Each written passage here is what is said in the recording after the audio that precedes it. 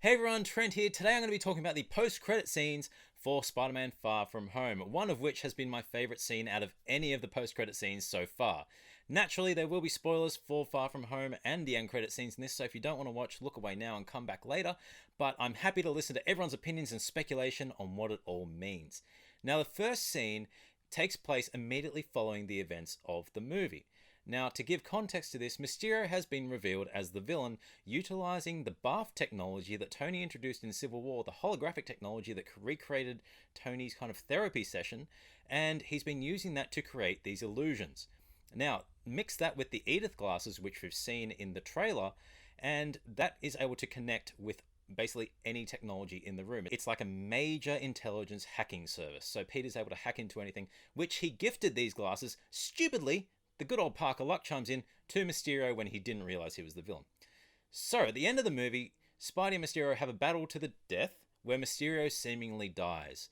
All of the technology from this fight and all the recording are downloaded on a USB by one of the scientists who Obadiah Stane yells at in Iron Man 1, "Tony Stark built this in a cave from scraps." Yeah, that scientist, he's back, and downloads all this information from the drones and technology onto USB drive. The movie ends with Spidey back in Manhattan, meeting up with MJ, who he's revealed his identity to, picking her up and web-slinging through the city where she's screaming like a crazy person. It provides a lot of fun. Now, flash forward to the mid-credits scene, which is the first scene.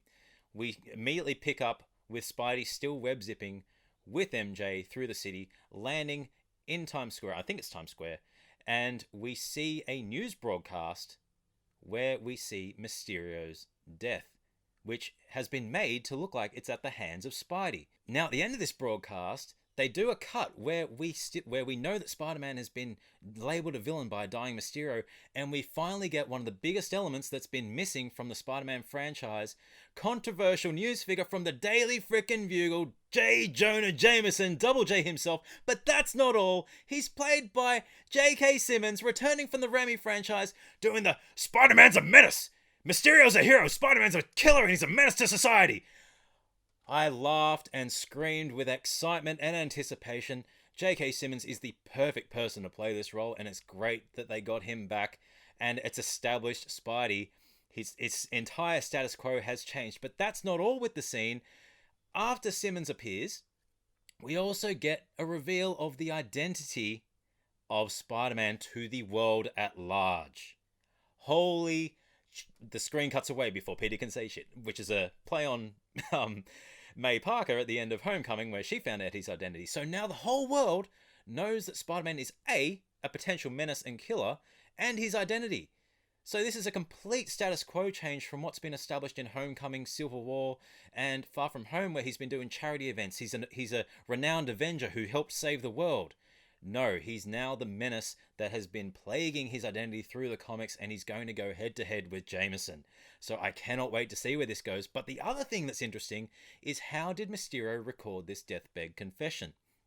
When we see the scene at the end, we don't get any kind of clue that he's done this during the scene. Like, it goes too quick for him to be able to do this. So it raises the question, was it recorded preemptively on the thought that he would be defeated, and as a contingency, because Peter says no more tricks and no more illusions, you won't catch me again?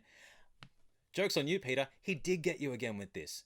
Or was it recorded after, where Mysterio, even though Edith and the technology said there are no more illusions and he is dead, did he somehow, as the master of illusions, manage to escape and do this?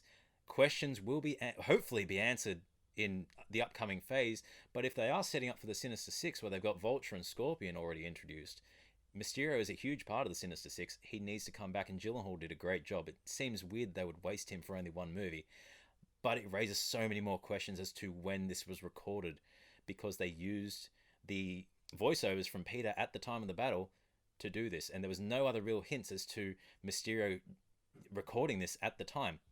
So that's that scene, and it was awesome. Now, the second scene, whilst it's a bit more tongue-in-cheek, it does have huge potential ramifications moving forward into Phase 4 on a cosmic scale. We learn that Nick Fury and Maria Hill are Skrulls. Talos and his wife, Talos played by Ben Mendelsohn again, are revealed in the post-credit scene driving a car to be placed on Earth while Fury is in outer space. So they are keeping tabs on Peter and all the events going on Earth, which is why they don't really have many connections to the Avengers, and the Avengers were really only alluded to without knowing what the status quo of them was.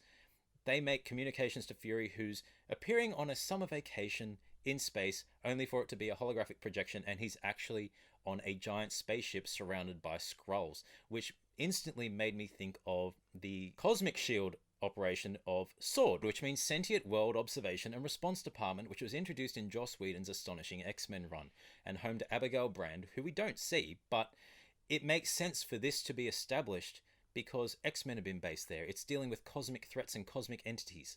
So moving forward, we know that Phase 4 is rumoured to be having a Captain Marvel sequel and going more cosmic with cosmic threats, and it makes sense after Thanos and his invading forces come to Earth that they would want to have some sort of shield equivalent in space. So setting up SWORD would be a fantastic thing. So we don't get any context as to what's coming forward, but we do get some hints that maybe Captain Marvel and Nick Fury are butting heads.